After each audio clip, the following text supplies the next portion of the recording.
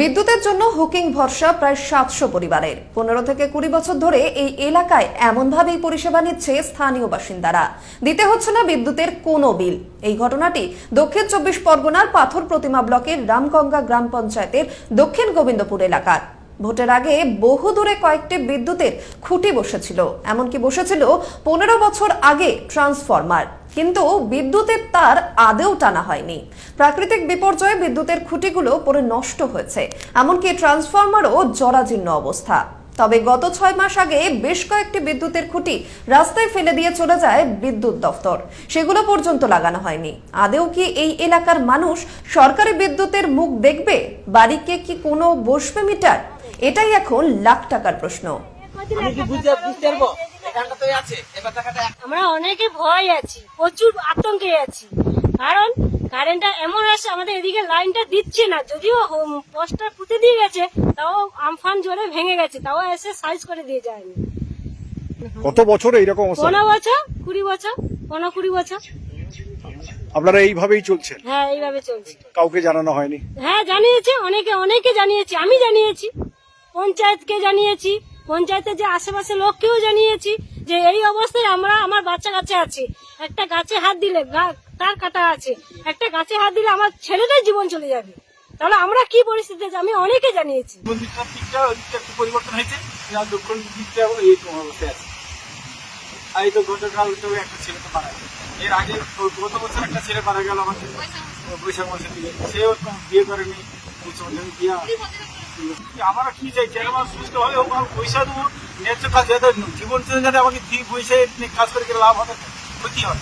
আর লোক আইলে আমাকে একটা কৈফত দিতে হবে। কি কৈফত কি দরকার আছে? পয়সা দেবো, ন্যায্য রাস্তায় হাঁটবো, সেটা তো ভালো কথা।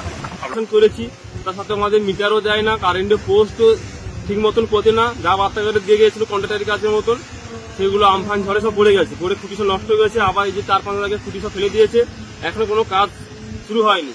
এবং বাড়ির পাশে ট্রান্সফরমার বসে গেছে, সেগুলো রয়ে সব একা সব খুলে পড়ে যাচ্ছে, নষ্ট হয়ে যাচ্ছে, যে সে প্লেনে চলে যাচ্ছে। তার সত্ত্বেও কিছু হচ্ছে না। 2 ছাড়া লোক আসে, দেখে চলে যায়। কত বছর এইভাবে আছেন আপনারা? প্রায় 15-20 বছর, আরো বেশি তো কম। কত বাড়ি, কত ঘর? প্রায় 500-700 বাড়ি আমাদের। 20 বছর ধরে হয়ে আসছে। আমি নতুন পঞ্চায়েত সদস্য হিসাবে 1 বছর সবে পূর্ণ হয়েছে। আমি 1 বছরের ভিতরে যেটুকু করার চেষ্টা করেছি, তা অনেকবার হচ্ছে আমি সাব স্টেশন পাথর প্রতিমা ওখানে অভিযোগ করেছি, এবং ম্যাপ করে কোথায় কোথায় ট্রান্সফরমার হবে, কীভাবে পোস্ট যাবে সেটাও করেছি, কিন্তু ওরা কোনো কাজ করেনি। এবং আমি যে অভিযোগগুলো করছি তাতে কোনো সমাধান হয়নি, যার জন্য একই রকম 20 বছর একই রকম ভাবে হচ্ছে গ্রাহকরা দুর্ভোগে ভুগছে। একদম বিডিও অফিসের পাশে যদি এই অবস্থা হয়, আপনি কি বলবেন? এটা খুব দুঃখের।